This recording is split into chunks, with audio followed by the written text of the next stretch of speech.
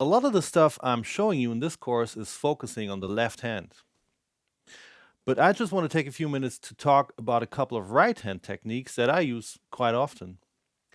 While I play most licks in a conventional style with a pick, I think for a couple of licks it sounds better to use a technique called hybrid picking.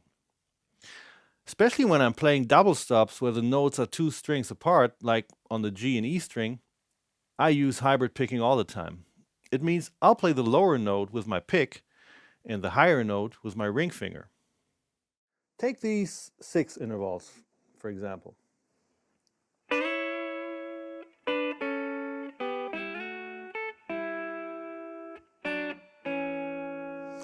Now I could play this by strumming and muting the strings that I'm not fretting, but I think that's much more complicated than only playing the strings that I do want to hear. And you can do the same with other intervals or on other strings, of course. Here's some hybrid picked octaves on the lower strings.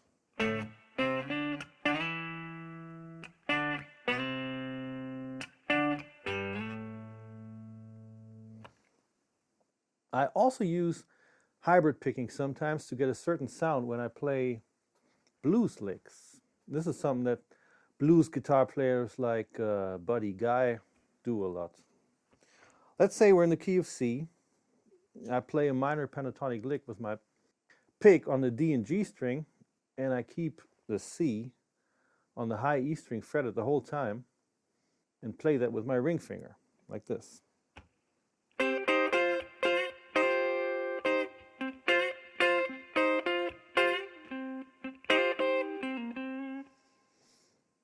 I can use this technique with triads as well. Then I would use my pick, my middle finger, and my ring finger.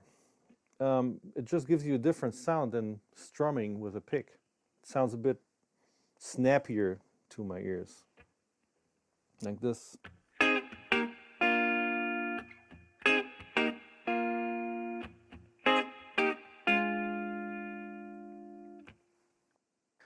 Another right hand technique that I use from time to time is called tremolo picking.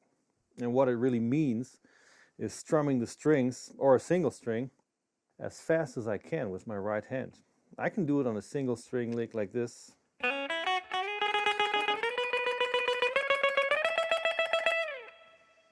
But it works great with double stops too. And when I do this, I like to strum pretty close to the bridge and rest my arm on the guitar body to get a good support. Here's some tremolo picked thirds on the B and E string.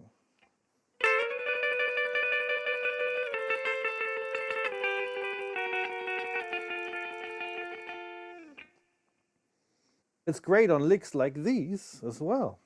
1, 2, 3, 4.